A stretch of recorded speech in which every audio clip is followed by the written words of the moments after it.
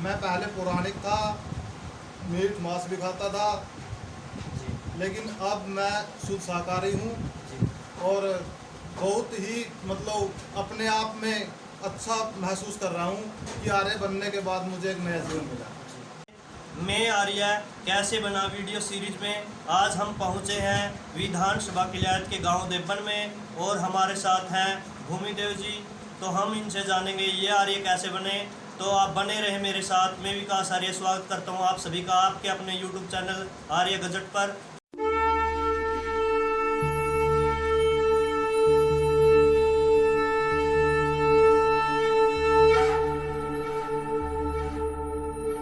आप सभी का आपके अपने YouTube चैनल आर्य गजट पर। तो आओ जाने। तो भूमिदेव जी, आप किससे प्रेरित होकर आर्य बने? नमस्कार जी। नमस्कार जी। मैं आर्य कैसे बना, यही सवाल है विकास जी। तो मैं पहले पौराणिक था और आर्य शब्द को मैंने किताबों में ही पढ़ा था कि आर्य बाहर से आए, आर्य ने ये किया, आर्य ने वो किया। तो मेरे मन में भी वो पढ़कर एक विचार आया कि आर्य का इतिहास जाना जाए। तो इसके लिए मैंने बहुत सी किताबों को भी पढ़ा, बहुत से लोगों से भी पूछा, लेकिन मुझे इसकी सच्चाई जान नहीं पाई।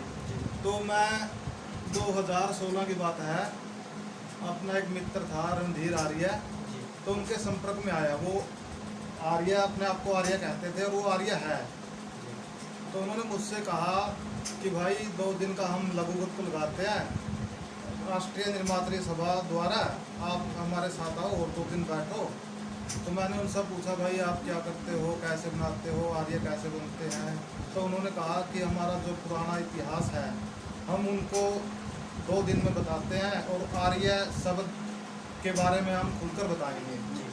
तो मेरे मन में भी विचार आया कि भाई इसको आर्य क्या है इसको समझना चाहिए, इसलिए मैं उसके पास 2 दिन के लिए गया। तो वहाँ पर मैंने आर्यों का इतिहास, अपना पुराना इतिहास, अपनी संस्कृति, प्रत्येक चीज़ के बारे में बड़े बारीकी से समझा जाना। तो उस समय मुझे पता लगा कि ये जो लोग किताबों में लिखा था, कम्युनिस्टों ने, वामपंथियों ने जो हमारे इतिहास के साथ छेड़खानी की थी, वो निराकार बिल्कुल गलत थी। निर्मात्री सभा में जाने के बाद मुझे अपना परिचय हुआ कि हम क्या थे और अब क्या बन गए। हमारा इतिहास ही आर्यवर्त था और हम सभी आर्य थे। ये बात मैंने 2 दिन के लघु गुरुकुल में जाकर इसको जाना। तो उस दिन मुझे पता लगा कि आर्य क्या है। आर्य कोई जाति नहीं है, आर्य एक गुणवाचक शब्द है। जो व्यक्ति ईश्वर को, सिद्धांत को ठीक ठीक जानता है, ठीक ठीक मानता है, उसको ही आर्य कहते हैं। और आगे आप जो भी क्वेश्चन आप पूछ सकते हैं। आर्य तो आपको बता दिया मैंने। तो समाज में अनेकों गुरु घंटाल हैं जो अपने आप को धर्म का ठेकेदार मानते हैं। आशा राम है, राम रहीम है, रामपाल है। तो आप उनसे न जुड़कर आर्य ही क्यों बने? देखो जी, मैं पहले किसी भी गुरु घंटाल के साथ संपर्क में नहीं आया, लेकिन हाँ इतना ज़रूर है, मेरे पिताजी माताजी भी ऐसे गुरुओं के चुंगल में फंसे हुए थे और वो हमको भी इस चीज़ के बारे में कहते थे कि उस गुरु के पास चलो, इस गुरु के पास चलो। और मैं भी 2-3 बार गया हूँ, लेकिन वहाँ जाकर मुझे वो मन की शांति नहीं मिली और ना ही मुझे इतना ज्ञान हुआ जो मैंने लघु गुरुकुल में प्राप्त किया। इसलिए अब पता लगा है जो ये गुरु घंटाल बैठे हैं ये सिर्फ हमारा शोषण करने के लिए है, हमारी संस्कृति को ख़त्म करने के लिए है और अपना घर भरने के लिए है। अन्यथा इनके पास ना कोई सिद्धांत है, ना कोई विचार है और ना ही है ये हमारी संस्कृति के बारे में कुछ जानते हैं। सिर्फ लोगों को पाखंड और अंधविश्वास में ही फंसा कर रखना चाहते हैं और अपना उल्लू सीधा करते हैं। आर्य विद्या को जानकर आपको अपने निजी जीवन और सार्वजनिक जीवन में क्या विशेष रूप से लाभ हुआ? देखो जी, जो मेरा पहले जीवन था अव्यवस्थित था, आर्य बनने के बाद मैंने ठीक ठीक से अपने बारे में भी जाना, अपने इतिहास के बारे में भी जाना। उससे पहले मुझे अपने शरीर के, अपने परिवार के, अपने राष्ट्र के बारे में भी कुछ पता नहीं था। जो जैसे चल रहा था ठीक था, जो जैसा मर्जी कर लिया। लेकिन अब आर्य बनने के बाद मेरी ज़िंदगी व्यवस्थित हो चुकी है। सुबह शाम उपासना करना, संध्या करना, ये मेरे जीवन का अंग बन चुका है और इससे मेरे जीवन में, निजी जीवन में भी बहुत बड़ा बदलाव आया है।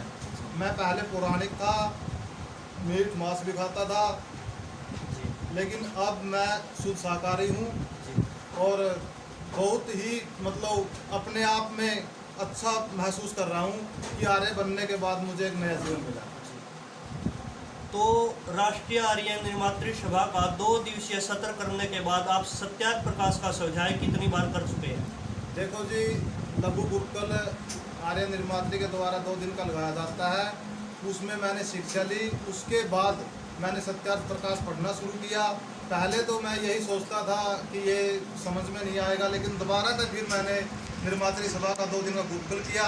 उसमें मुझे पता चला कि सत्याग्रह प्रकाश कितना ज़रूरी है, हमारे जीवन में कितना महत्वपूर्ण है। उसको पढ़कर हम अपने जीवन में अनेकों बदलाव पैदा कर सकते हैं। इसलिए मैंने 2-3 बार सत्याग्रह प्रकाश का अध्ययन किया है और अब भी अध्ययन कर रहा हूँ। ये नहीं है कि मैंने उसको पूरा अच्छी तरह जान लिया है। जब भी मैं उसको पढ़ता हूँ तो नई नई बातें निकल कर आती है जो जीवन के लिए बहुत उपयोगी है। कहते हैं विद्या की वृद्धि कब होती है? अगर हम किसी से विद्या प्राप्त करते हैं और आगे किसी को विद्या देते हैं, विद्या तभी बढ़ती है। तो आपने 2 दिवसीय सत्र के माध्यम से आर्य सिद्धांतों को जाना, वेद विद्या को जाना, तो क्या आप आपके परिवार को आर्य बनाने में सक्षम हुए? जी बिल्कुल, मेरा पूरा परिवार आर्य है। मैंने अपने रिश्तेदारों को, भाईचारा को मतलब कि लगभग 50 के करीब व्यक्तियों को आर्य विद्या से जनाया है और वो भी आर्य पथ पर चल रही है। जी, तो हमारे चैनल का मुख्य उद्देश्य है राष्ट्र को मजबूत करना, धर्म को बढ़ाना, किसी मत पंथ संप्रदाय को बढ़ावा देना हमारा उद्देश्य नहीं है, प्राचीन संस्कृति को बढ़ावा देना हमारा उद्देश्य है।